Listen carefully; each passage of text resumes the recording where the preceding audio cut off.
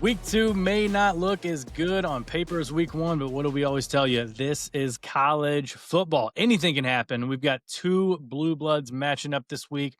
One historic rivalry continued, 2 others that are being renewed.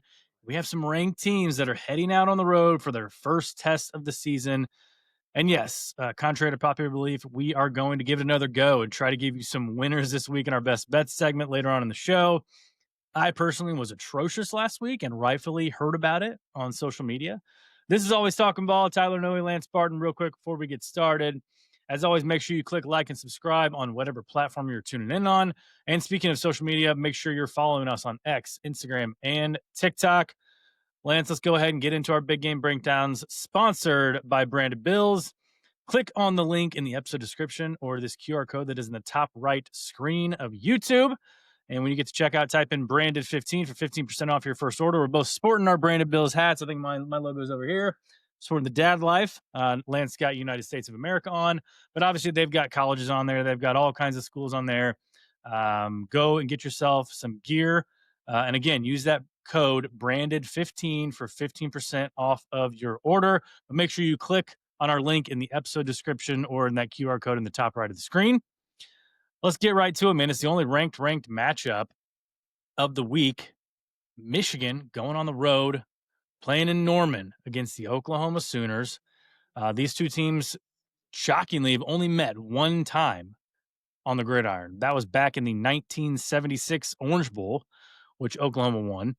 Obviously, the connection here is Sharon Moore is a graduate of Oklahoma. He played guard for the Sooners for a couple of years back in the mid-2000s.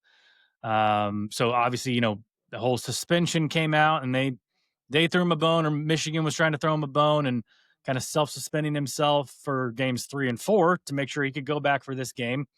So we'll see how that plays out on the field. At Oklahoma, Brent Venables is 11-5 against the spread as a home favorite. And outright, the Sooners are 15-4 in Norman under Venables. Most notably, though, in this spot last year, I can't remember if it was week 2, week 3, week 4, early in the season in September, Tennessee came in and kind of worked them there in Norman in a night game too. So will we see something similar? I don't know. Notably for Michigan, Jyshawn Barham, the linebacker there, he's going to sit out the first half of this game. Targeting reared its ugly head in game 1. In the second half against New Mexico, he got ejected in that game. So, of course, why not punish the guy for the next week, too? It's just ridiculous, but that's obviously for another episode. And we don't know if Rod Moore is going to play yet. He still hasn't taken the field after tearing his ACL last year. So, lots of storylines in this game. Obviously, you've got John Mateer, who was 30 for 37, threw for over 3 bills last week against Illinois State. They didn't really run the ball much against that FCS opponent. They're starting 2 true freshmen on the offensive line against that Michigan turnstile of a defensive line where they're going to rotate, 9, 10 guys. The chess match between Arbuckle and Wink Martindale is going to be fascinating. And then on the other side with Bryce Underwood making his first road start as an 18-year-old phenom freshman going up against one of, if not the best defensive coordinator of our lifetimes, Brent Venables. Yeah, that's where this game starts and ends, bro, to be honest with you. It really is that. It is. John Mateer has never seen, he's extremely talented, but John Mateer has never seen a defense like this before in his career. Ben Arbuckle has never coached against a defense like this before, or a DC like Wink Martindale that's as good as Wink Martindale before. And Bryce Underwood, obviously as a true freshman, has never seen anything like he's about to see with the Brent Venables defense. All of the things that Venables is going to throw at him, all of the different just exotic pressures, and showing you one thing pre-snap and showing you another picture post-snap. We talked about that a lot with Matt Patricia, what he did to Arch Manning in that game. And Dan Orlovsky got on the screen during halftime of the Notre Dame game and really showed a great example of how Patricia did that. You're going to see a lot of that with Brent Venables in this game. And the crowd. Yeah, exactly, in the crowd there at Oklahoma. I mean, we saw this past week, man, like a lot of these home games, how much that these home atmospheres really mattered, especially against teams that were starting either young quarterbacks or like inexperienced quarterbacks. Like it made a difference. And Oklahoma obviously has a fantastic atmosphere, and it will be exactly that. It'll be ramped up, ready to go for this one because they're obviously fired up for the John Mateer, Ben Arbuckle era. And it's Michigan, it's a huge brand, huge game. So the cat and mouse game, like you said, between Arbuckle and uh, Wink Martindale and that defense will be fun to watch. And it really starts for me for Oklahoma. What is this offensive line, man? Can they do anything against this Michigan defensive front? Last year, Oklahoma offensive line wise was one of the worst in the Power Four. And they in 2023, after 2023, they graduated 5 starters along that offensive line. So they had a fully new starting offensive line last year, and then they dealt with injuries all year. They had nine different starting lineups along that offensive line throughout the season, which is among the most in the country. So, like you said, they're starting some freshmen along that offensive line, and they're going against, again, one of the more physical, tough defensive fronts that you're going to see in college football. We saw Michigan at the end of last year, what they looked like in that Alabama game in the bowl game, what they looked like in that Ohio State game. They played really well, too, against Sigs and Indiana, one of the best offenses in the country last year. And so you got to believe that they're going to be geared up and throw a lot at this young, not sure what to expect offensive line from Oklahoma. Mateer, again, hasn't seen anything like this defensively. So, again, what's he going to look like? That's the most fascinating part to me, man. What do these quarterbacks look Yeah. like against these defenses? I expect both defenses to control this game.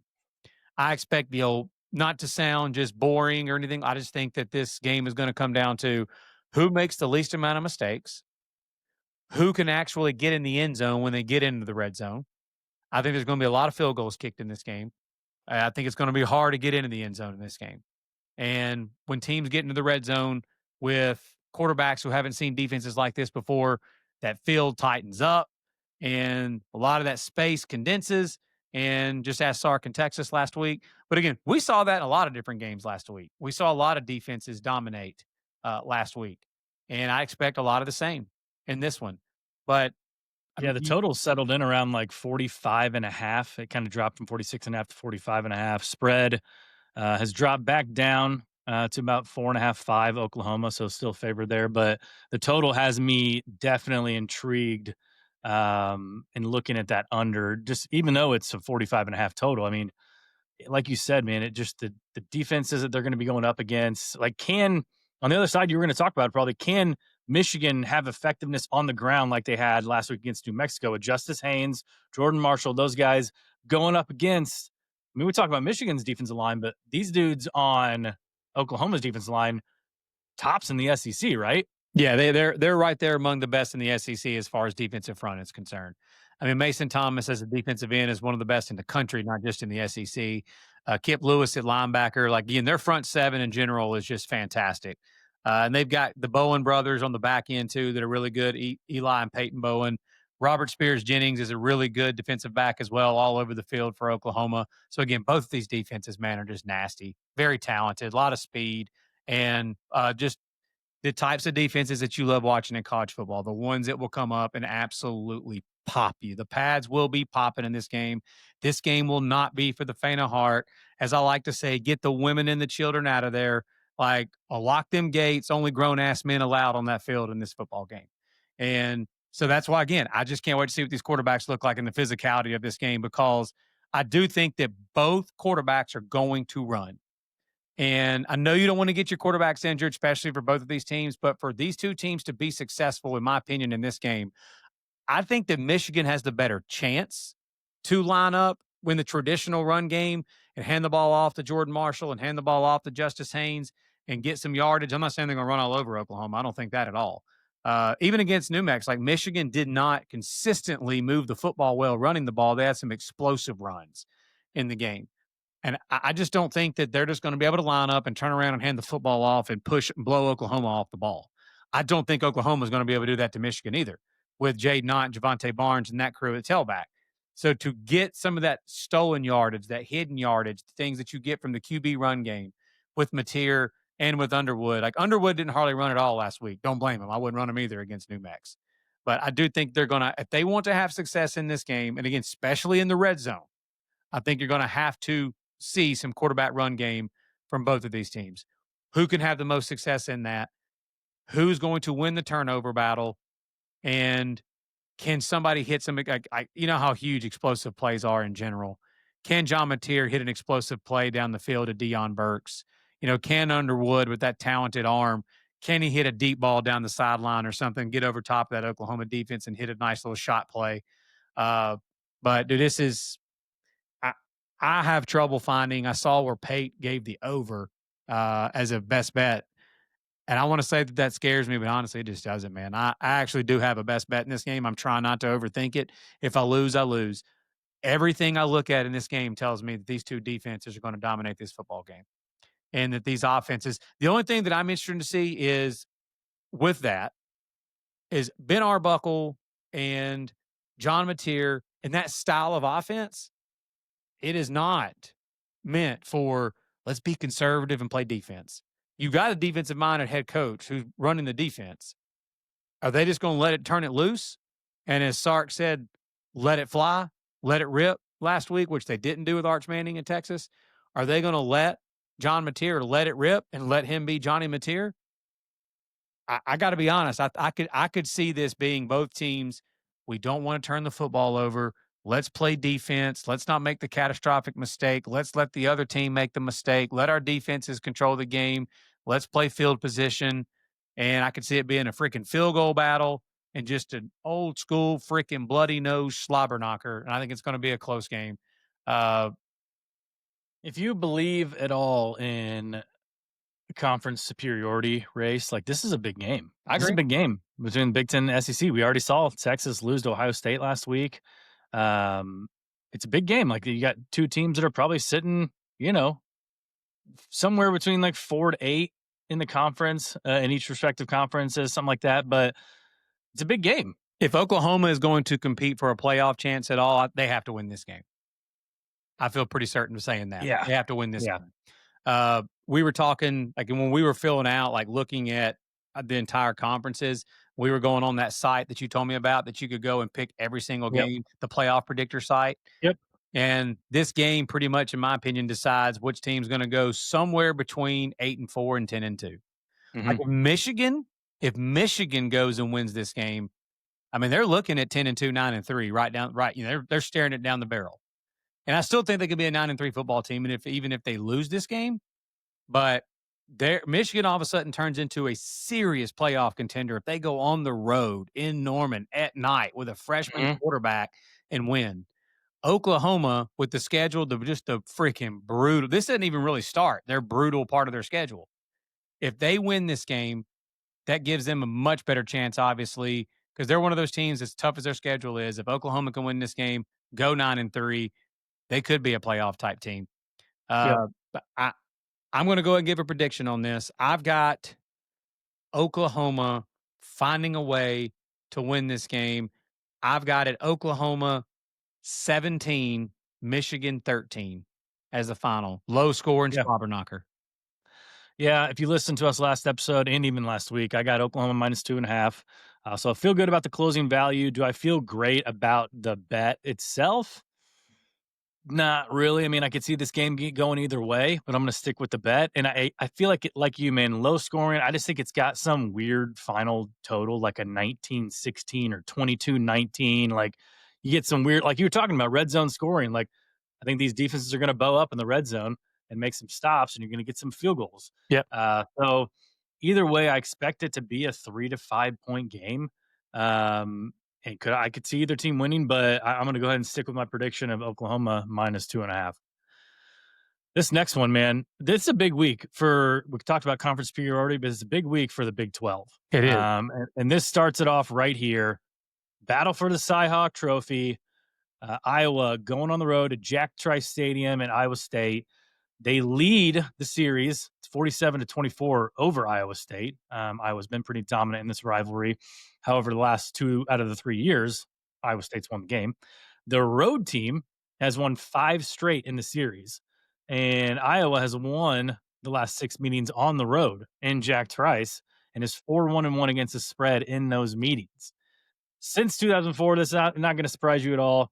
The under is 17-3 in this game. Last year, it went over, but the total was 36.5, and finished 20-19. It was 39 points. So it barely went over the 36.5, but still 17 out of the last 20 years has gone under the total. What's the well, I don't mean to put you on the spot. I mean, if you don't have it, it's okay. What is 41.5 right now. 41 and a half? Yeah, I'll check it real quick. I mean, But a little Rocco Becht and Mark Gronowski going head to head. They boosted that total up a little bit. yeah, 40, 41. You could find a 42.5 a little bit. Ooh, under Um, 6 tutties. yeah. I I mean, mean, that's you're getting over. Vegas will give me over 6 tutties at 42 and a half. yeah. You find it Wow, at FanDuel. interesting. I may have another. I might just have a Saturday full of unders. That sounds like fun. Yeah. um, Iowa got themselves a new quarterback, and they looked like Iowa always looks. Now, I don't think they showed a lot because they played Albany and they ran the ball 53 times I agree. for 310 yards. So I think that was extremely vanilla. They knew they had Iowa State on tap, but Gronowski was 8 for 15 with 44 yards and a touchdown. Like, so that's like every other Iowa quarterback that's been there for the last 10 to 15 years. So, Dude, I actually I can't remember the name of the account. I wish I could give him a shout out on here. You showed there's like some YouTube account that like shows like a fantastic like highlight of mhm. games that you can watch. It's like 15 minutes long, and it's like just a ton of plays from the game that you feel like you could really get a good feel and good highlight of it. I actually did that the other night when I couldn't sleep, watching some Mark Gronowski tape from when he was a Jackrabbit, Mhm. because I couldn't believe the stat line that I saw after all the hype that I'd heard about him. Won the Walter Camp Award, which is the FCS Heisman Trophy Award. And again, you don't have a 4-year starter win 2 national titles at the FCS level and have over 10,000 yards passing for 93 touchdown passes, over 1,700 yards rushing, and 37 rushing tutties at the FCS level, and go out and put a stat line like you did this past week. I just couldn't believe it. Like I said, I'm I like, mean, guys like that have been drafted top 5 in the NFL before. They may not exactly, have, like, succeeded, but, like, they're talented dudes. exactly. So I went and watched it because I was like, "What? I mean, am I missing something here?" And yeah, it didn't look like the same guy that I watched in the little bit that I saw of Iowa this past week. Yeah. He can definitely sling it. Do I think he's going to be Peyton Manning out there or something like that? No, but I agree with you. I think that they did not show a lot against Albany this past week. And also, it's needs to be noted, Gronowski's coming off an injury where he did not go through. I don't think he went through like spring and summer for Iowa, and he didn't start until fall camp. So he's just kind of getting rolling here, getting started here with his new team. Iowa's going to lean on that running game, though, man. That's Oh, what yeah. they do. But I do think you'll see them put in the air a little more with Gronowski.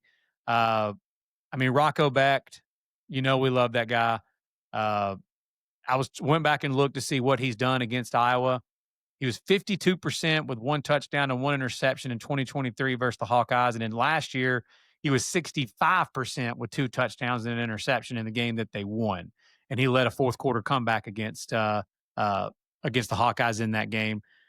Did you know that Iowa State, they've not won this matchup by more than 3 points since 2005? I was 13-7 in this matchup over that time period since 2005, and they've not won the game of more than 3 points since 2005. And the line right now sits at 3.5. I looked at it at first and I was like, man, I really want to take a shot at the home team here, but dude, I can't take a minus 3.5 in this game. I just can't. Something I'm looking forward to is seeing is how does offensive coordinator Taylor Mauser for Iowa State. He called an incredible game against Kansas State. He's got my attention now after the game that he called, especially in that second half against K State. When they lined up and just ran the football down their throat and started taking a few deep shots. The tight ends that you talked about going into that game, Gabe Berkland, Ben Brahmer, they had another really good game this past week for Iowa State. Uh, Brett Eskildson, an exciting white for Iowa State. I mean, really, that's all both of these two teams have is a bunch of exciting whites running around. The dude's got 24.5 yards per catch so far this year for Iowa State. The transfers that everybody talked about going into the year, Chase Sowell from ECU and Xavier Townsend from UCF, they haven't really got going yet this year. Iowa State's defense is much improved against the run, as what they look like against K-State. Mhm. So, obviously, again, that Iowa is going to want to run the football. can Iowa State hold up against the run, which they couldn't do last year, but now that they've got their linebackers back, they look like against Kansas State that they've really improved that area. Uh, do you think this is another just Phil Parker, John Heacock, just low scoring, but who's got the ball last type deal? Uh, Yeah, I mean, yeah, I mean, you have to lean that way. Like, punt and I field mean, position. yeah, I'm encouraged by seeing Rocco Beck so far through 2 games, obviously what he did against Kansas State, and then last week coming back and flying across the pond and, getting their body clocks back in order, but playing, South Dakota, who's a really solid FCS team, and they're favored by, 20. It was like, or actually, no, it was like 15 and a half, 16 points is what they were favored by. I mean, that's a solid FCS squad, and they beat them 55-7. Yeah, beat the brakes off of them. Yeah, Kansas State really struggled in their game coming back from the Yeah. pond. Yeah, and like you Which said, which which, got me a little worried too. It was like, okay, how good of a win was that for Iowa State over Kansas State? I'm gonna give him the benefit of the doubt, but yeah, when it comes to this game, like, Phil Parker knows Iowa State super well. Same on the other side with Heacock. Um, and I would love to see a world where we watch Marco Becht and Mark Gronowski just duel it out, and you're watching this game and it's 38-35, and you're like, where did my Cyhawk go? Where did my Cyhawk rivalry go? And I mean, last year I just remember them kicking that game-winning field goal in Iowa City to win 20-19. And I think it's destined to be another low-scoring game. I agree. Like I said, I hope again as a fan of the sport, and we both talk about this. We love these two coaches. We love how they build their programs and how they just keep their system. They just do a fantastic job. I would love to see the real Mark Gronowski and how he would look at this level in this game. That's just I can't back Iowa. And I want to take Iowa as a best bet at the plus 3.5. I really do. But without knowing what he's going to perform like at this level on a Mhm. game on the road in Jack Yeah. Rice at the FBS Power 4 level, after seeing him last week not look like anything like he did. And again, I think that, again, they held some stuff back. Uh, I mean, right now, I would say, just honestly, this is a toss up. I don't feel good either side, but I'm going to give a pick. I'll take the home team, but I would take Iowa to cover the 3.5. I'll take Iowa State to win by a field goal, low scoring. Iowa State by a field goal. Yeah, I mean, like I said, it's a big, big week for the Big 12, and that scares me. That scares me when it's such a big week for them. We're gonna talk about other Big 12 teams, Yep. and it would not shock me at all to see Iowa go in there and win the game. Oh, me either. So I mean, I don't I think right now I would honestly, I would stick with the under 42.5. That would be my best bet in the game right now. Oh, yeah. If I have to pick a best bet in this game, I would take under 42.5. Absolutely. I don't know if I can pick a winner. Yeah. I'm just gonna have the guts and do it. I'll just take, Yeah. again, don't feel good about it. I'll just take Iowa State again to win by 3. Okay. 20 to 17, Iowa State. Okay. I like it. Get the under 42.5 too. There you go. Let's take a break from the Big 12 for a second and focus on another Big 10 ACC matchup.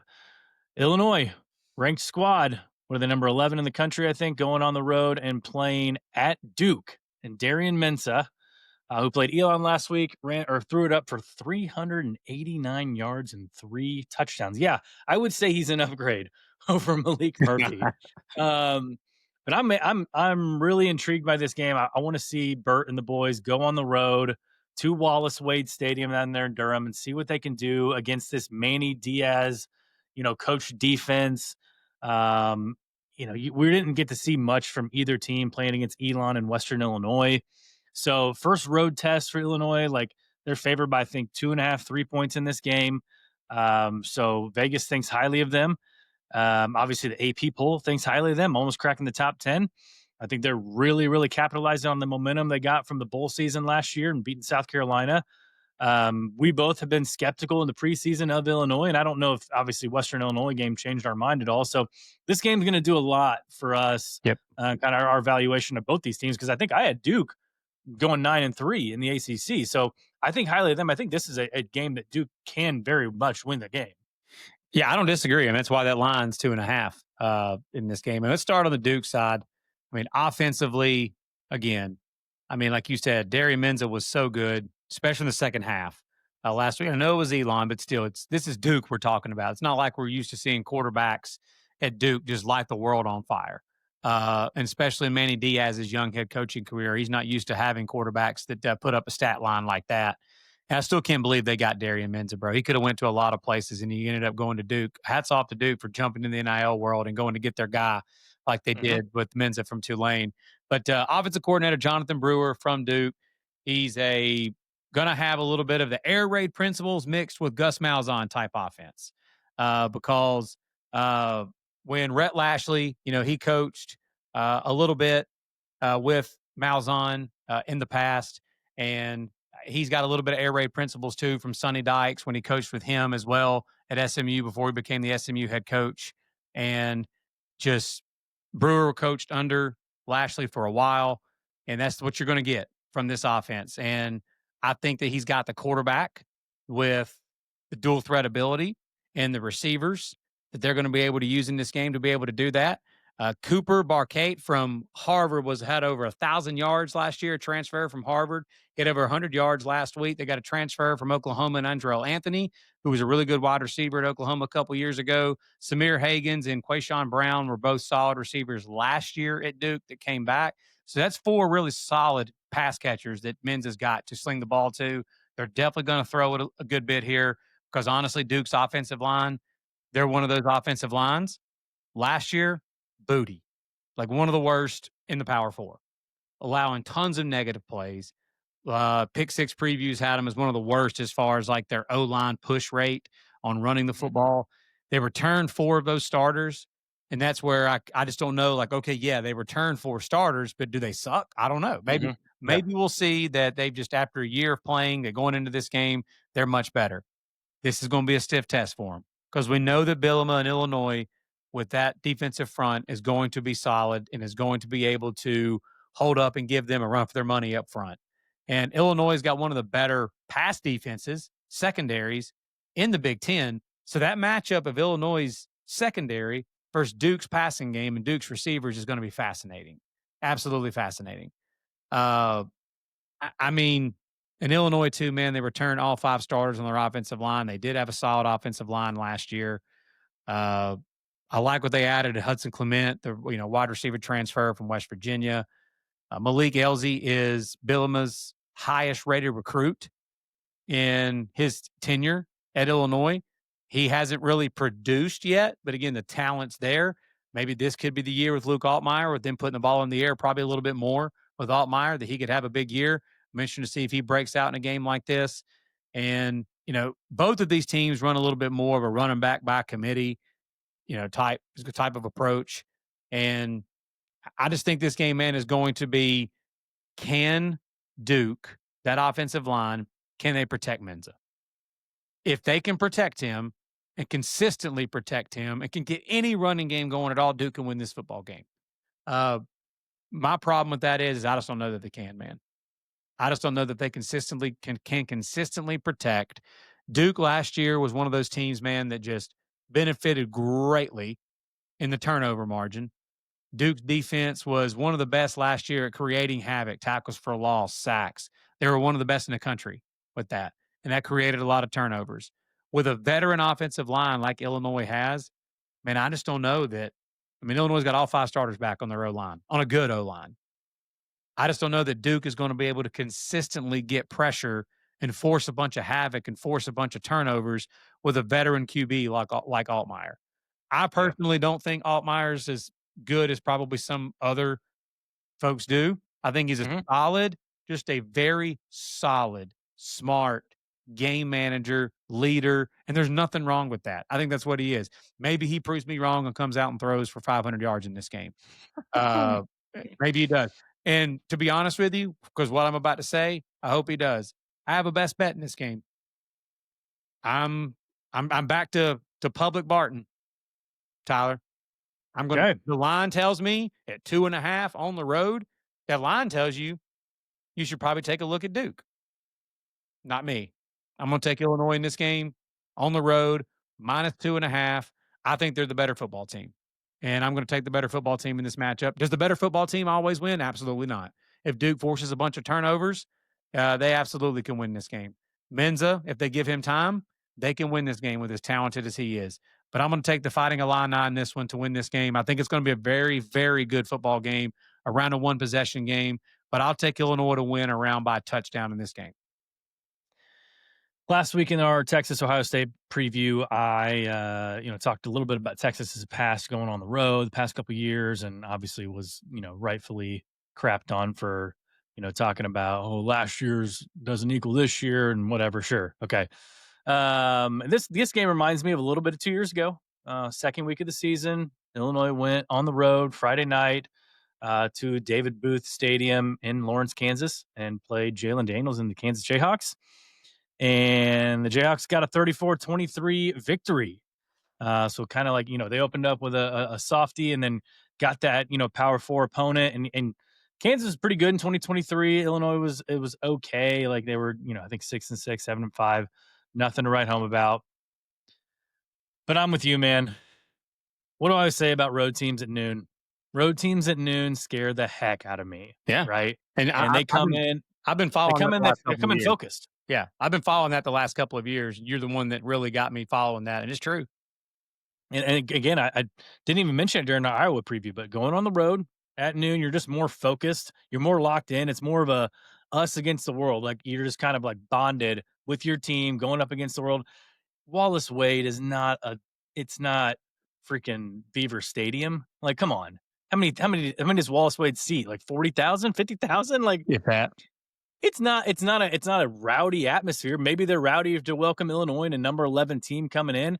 And that's just like, it screams trap spot, like ranked team going on the road. But again, like you said, man, they're favored by 2.5. Vegas has got them favored for a reason. I think they do make enough plays in the end. I think Illinois gets a W. Yeah, I just think the veteran team that Illinois is going on the road like this, I think that they have playoff aspirations. I don't have them in the playoff, but they have playoff aspirations, and a lot of other people talk about that as well. This is that first test for them because Duke is solid. Yes, and Duke absolutely has their full attention. Mm-hmm. This is not a Duke in the past that is going to sneak up on them. This line's only 2.5 for a reason. I can promise you Bielema and Illinois aren't going into this game taking Duke lightly or anything like that, nor should they. Because, again, there's a reason why this line is only 2.5. All right, let's talk about one of the rivalries renewed that we're going to talk about. And this is Baylor versus SMU in Dallas. Baylor going on the road to face the Ponies. They've won 13 in a row in this series. The Bears have. They haven't met though since 2016. So it's been a good 10 years since they met on the gridiron. Baylor lost last week to Auburn on a Friday night. They get a little bit extra time to recover, but they lost 38-24. They came up empty twice inside the 10-yard line. So you got to kind of keep that in mind when you're talking about this game and handicapping it. The line right now, I believe, is it's still 2.5, still 3 somewhere in some spots for SMU. 2.5 across the board, actually. So you can get SMU if you like them. You can get them to win by field goal. But personally, I mean, I've been on the Bears since the beginning. I've had them winning the Big 12. I didn't know which games they were going to split and which games they were going to win in these first 2 games. Because second to Notre Dame, this is probably the toughest 1-2 stretch that anybody's got. And they don't have a bye week in between like Notre Dame does. So they're going on the road now to face SMU after playing Auburn. And I thought all along they were going to split these games. So I'm going to stick with it and obviously give my pick right now. I'm going to stick with Baylor to win this game because, again, we know their defense is very sketchy, but I trust in Sawyer Robertson. I trust in Bryson Washington. I trust in that offense. I trust Dave Aranda still to make the plays. I know Kevin Jennings has a little bit of Jackson Arnold in him where he can run and he can make plays with his legs. Does that scare me? Heck yeah, it scares me. But I just think SMU coming into this game ranked, Baylor's going to, it's almost a must win for Baylor if you want any sort of at-large aspirations. If you don't win this game, you got to win the Big 12 no matter what. So I know it's not necessarily a do or die, but after losing to Auburn the way they did, they got to be feeling desperate coming into this game. Yeah, I think this is going to be an old school Big 12 shootout. I know SMU wasn't in the Big 12, but I think that's the style of game this is going to be. I think it was last year that the Iron Skillet game, SMU TCU, was like 60 something to like 40 something. 66 to 48 or something. Yeah, Yeah. like I don't know about that high, but I think it'll be very similar. I think both teams can get in the 40s in this game. I think both teams are absolutely capable of getting in the 40s in this game. SMU was very good defensively last year. Very good. That was, in my opinion, obviously Kevin Jennings was like the start of why SMU ended up going on that run and being able to make a college football playoff berth last year. But how good that team was on defense was not talked about enough. And that was the reason why Rhett Lashley's bunch was able to get to the college football playoff last year was Kevin Jennings and then that defense. They returned some of the least amount of production in the entire ACC this year defensively. So that's going to be a really tough test for them against this Baylor offense. I agree with you that Sawyer Robertson and Bryson Washington and that receiving core. We saw Michael Trigg and Cole Wilson and some of those receivers in that game against Auburn that are solid as can be. We didn't see a couple of those weapons that we thought that we expected to have big years. That like Cameron last year was like their top receiver. He didn't have a big game against Auburn. Uh, you know, uh, Kobe Prentice caught a touchdown against against Auburn. He didn't play a ton, but they've got a lot of weapons. And I just don't think either one of these defenses, man, are good. I think both of these offenses are just so much better than the opposing defense. And I think it's going to be a track meet in this game. And who can again score points in the red zone, who can defensively, who can keep the other team from scoring in the red zone. Things like that will be the difference in this game. And I want to take Baylor, man. I really do. You know what? I'm going to do it. I'm going to do it with you. I'm going to do it with you. I'm going to take Baylor in this game. I think they outscore SMU here. Uh, I like Rhett Lashley more than I like Dave Aranda. I think Rhett Lashley's a heck of a coach, man. That's the only thing that makes me nervous in this is I think he's honestly just a much better coach, head coach than Dave Aranda. I really do. But I'm just not sure that SMU's defense is going to be able to get any. I'm not sure Baylor is either.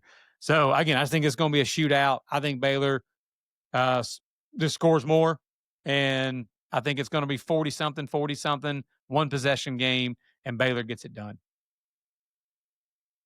Last but not least, in our big game breakdowns, 3:30 on ESPN2, a revival of one of the oldest college football rivalries. I know it's technically called the Border Showdown. No, We're not into changing names around here. This is the we're not Border snowflakes War, here. and this is the Border War Yeah. between Kansas and Missouri, taking place at Memorial Stadium in Como, there in Columbia. Missouri leads Kansas in the Border War. Get this: the record is 56, 55, and 6. That's Whoa. about as close as you can get for a rivalry that has been played 117 times. It dates back to it dates back to 1891. But the most recent game, obviously, 2011, because Missouri went to the SEC and they ditched Kansas and left them behind. Under Lance Leipold, Kansas only played one SEC opponent, and that was in the 2022 Liberty Bowl when they fell to Arkansas, 55 to 53 in that wild I overtime do game remember that there. game. Yeah. Yep. So yeah, we're calling it the border war. And I mean, I don't know if everybody knows out there. Like, give us the background on the actual border war between Kansas and Missouri. I mean, dude, like I said, I live about a little over an hour from Como.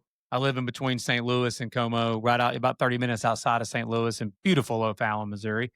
And when I moved here, like I had a lot of respect for the Mizzou Kansas rivalry because again, growing up as a kid, like I used to watch that game quite a bit.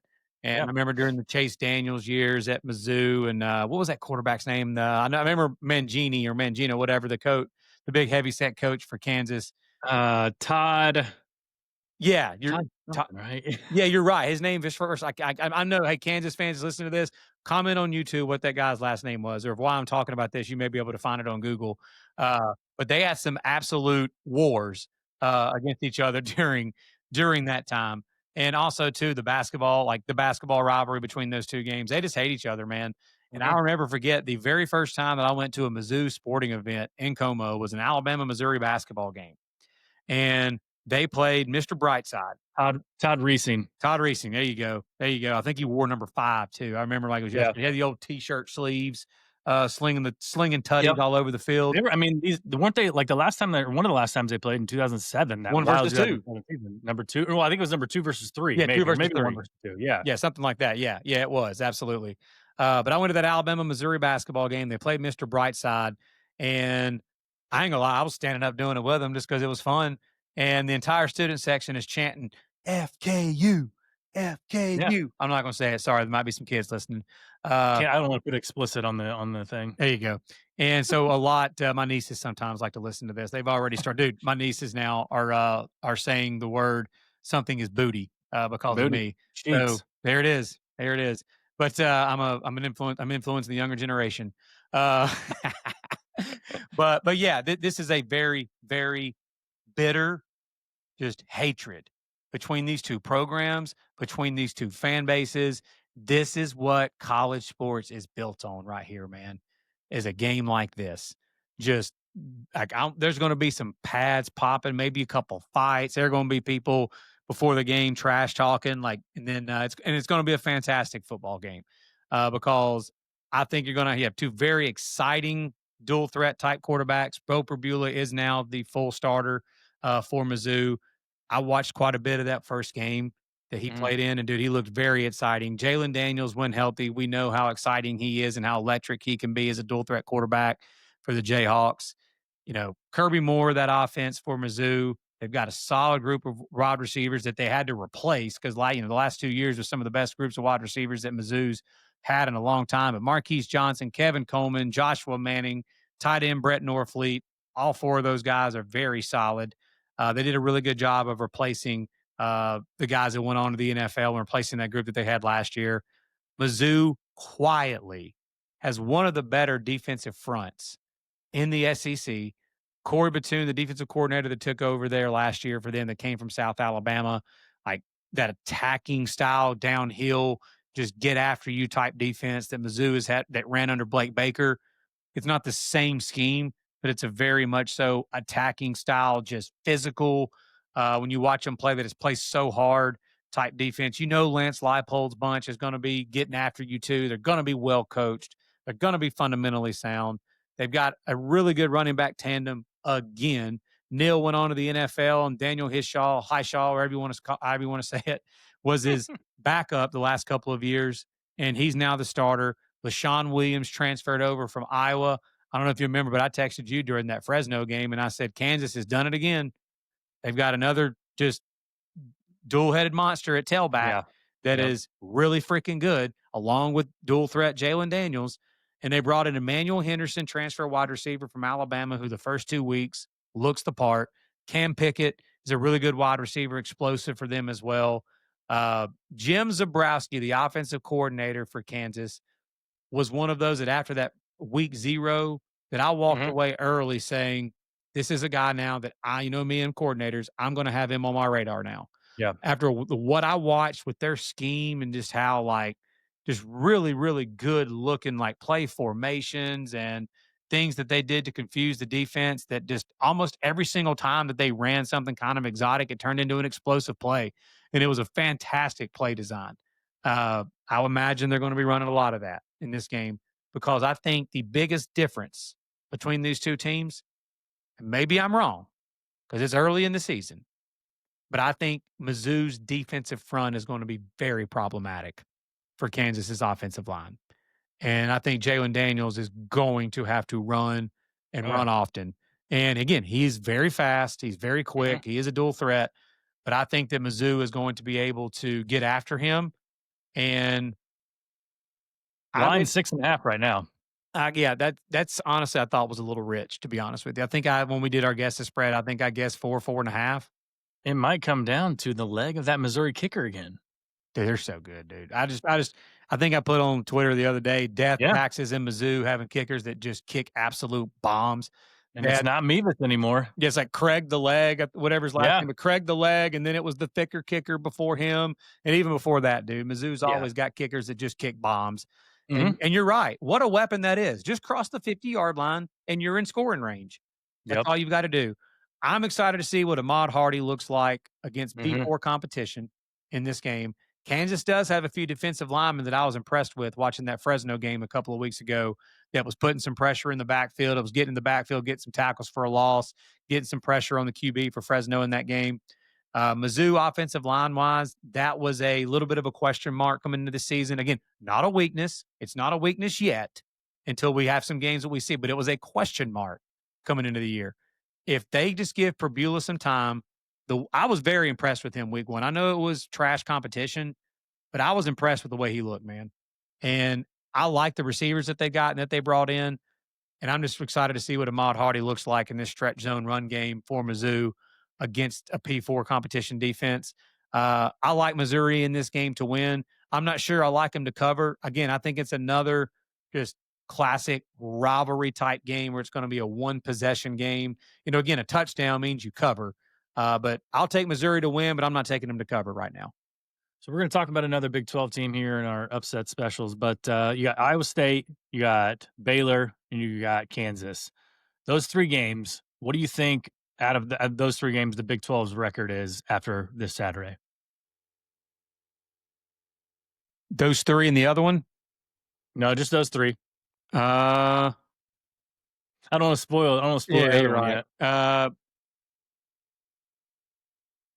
I mean, mean, do you think they can go 2-1? I mean, I think they go 2-1, I think right? they can. I mean, I've got them right now, and what I just So predicted. if they Really, go 2-1 in those games, is that a success for the Big 12 this week? yeah, yeah, Yeah. absolutely. Because they're Now, dog. what if they go 1-2? I mean, the point spread has it that way, and then two of them are on the road. Uh, they just got to avoid 0-3. They got to avoid 0-3 in these games. But like again, they go 3-0 in these 3 games. You want to talk about some serious respect? Put some Mhm. respect on the Big 12. I mean, I've been kind of known for being a little bit of Big 12 Barton here. But I mean, put some respect on like, look, we respect the Big 12. It's a good football conference. It is. It doesn't get enough respect, in my opinion. But this, you're right, dude. This is a big week for them. These 3 games and then one other one is huge for them going forward and could pay a lot of dividends later on in the year when you start looking at college football playoff stuff and if the ACC or the Big 12 are going to get more than one team in.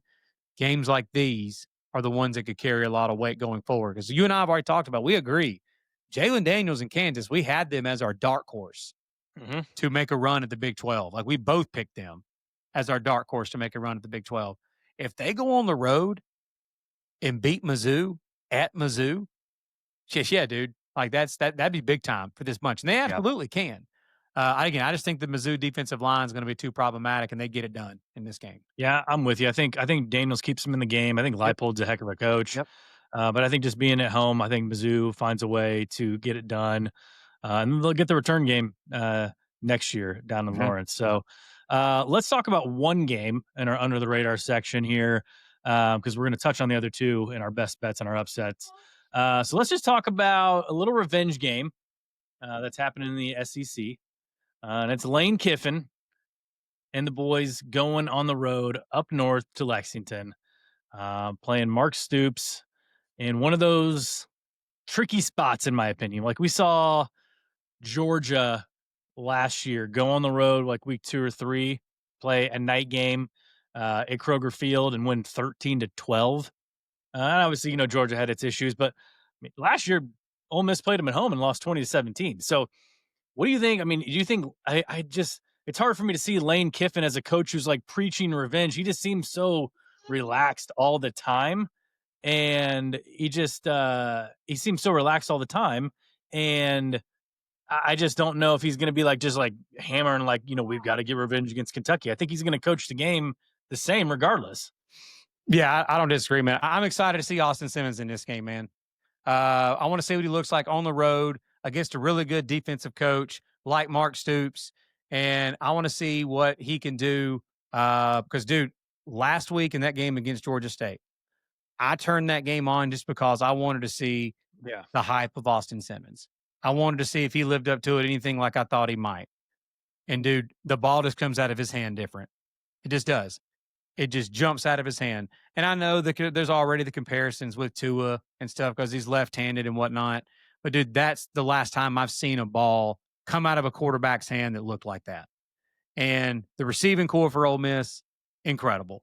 My thing with Ole Miss though is like last year they got punched in the mouth against Kentucky. They got kind of bullied a little bit and did not take it well. And how do they respond in this game as far as Mhm. revenge games are concerned? I know people want to point to maybe Ole Miss last year losing on the road in the swamp is what cost Ole Miss the college football playoff. I disagree wholeheartedly. Yeah. Their game that they lost to Kentucky, Yeah. who was Kentucky's only Power Four win of the season, I'm pretty sure, uh, in Oxford was what cost them that game. And Zach Calzada, I mean, I don't know what to expect from him, man. This Kentucky bunch. They're going to run the football. That's what they're going to do. That's going to be the strength of this Kentucky team is running the football and playing defense. I want to see what Ole Miss has done defensively to replace the defense that they had on the field last year. I don't know that we'll get to see a ton of that stressed this week. Maybe we do against Kentucky. But what do you think with how Kentucky fans are so down on Mark Stoops right now? Do you think that they show up and make a difference? Because you saw what they did last year in that Georgia game. You think they show up and make a difference at home? And Yeah, I think it's a 3:30 kick, so they'll be there, and they're probably treating it as like, all right, this is one last ditch effort here. I mean, the way they showed up against Toledo, which I had Toledo on the money line, it took them 9.5. They at least covered that. And Zach Calzada was 10 for 23 for 85 yards and an interception against Toledo. I mean, they ran the ball well as they should against a G5 opponent, but it was a very, I mean, I had that game on because obviously I had money on it. Very uninspiring performance. So um, I think the fans, I think they give it one last shot, and if it goes south, it's going to get very ugly in Lexington. yeah, I agree. It's hard for me to Can't see. believe the line is 10 and 10 or 10.5, something like that. I mean, it just that kind of shocks me. Do you think it should be more? Yeah, like what does Vegas know about the Ole Miss Kentucky game that we don't know? Yeah, it makes me a little nervous too. But again, this is Austin Simmons' first road start. It will be a hostile environment. We saw other quarterbacks, like we've talked about earlier, on the road in last week, especially Yeah, their first road starts. They didn't look fantastic. I mean, you Kentucky, know my love for K Ford, like Kelly Ford ratings. He's got on a neutral field, he's got Ole Miss 15.5 over oof. Kentucky. So you're telling me Kroger Field is a 5-point home field advantage? Like, I just can't get there with that. Yeah, again, for me, it's like Ole Miss on the offensive line. Can their offensive line, like that was supposed to be, again, not a weakness, but a question mark going into the season. Mhm. Again, Ole Miss's defense, not a weakness, but a question mark going into the season. Those two things I need to see answered. I'm not worried about Austin Simmons, but in a game where it's his first road start, if he's not sharp and he's not just on, then this game could get dicey real quick for Ole Yeah. Miss. I Yep. think Ole Miss wins the football game. Yeah. If you're making me take a side, I'll take Ole Miss against the spread. It's not a best bet for me right now. I could see myself getting there possibly on Saturday, but as of right now, I don't know that I'm going to lay double digits on the road with Ole Miss at the moment. But if you made me take a side, I'd take Ole Miss and Ole Miss to cover. Yeah, it's tough. I mean, I do think Lane has a little revenge in him, and he's a little petty at times. So he wants to come out, he wants to prove a point, he wants to toss it all over the yard, and I think they can maybe do that. Yeah, I don't disagree. Sorry to interrupt you there. Everybody knows what time it is. The cameras are shaking because it is time for our upsets of the week. And I'm gonna let you go first. All right. Because I know you've been itching to get to this upset. Yeah, I've been itching for this one ever since you told me on our last episode during our guess the spread what the line was on the game.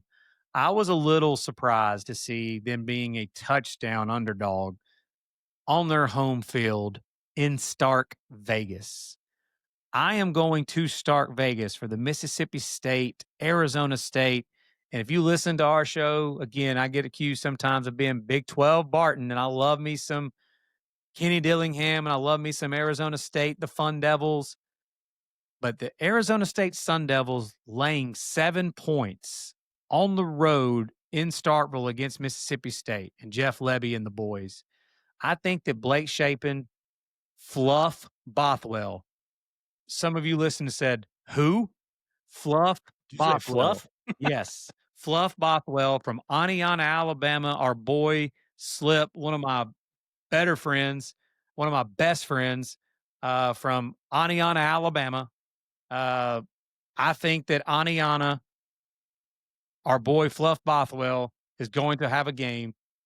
And I think that Blake Shapen is going to run that Jeff Lebby offense fantastic. And I think that crowd is going to make a difference in Starkville.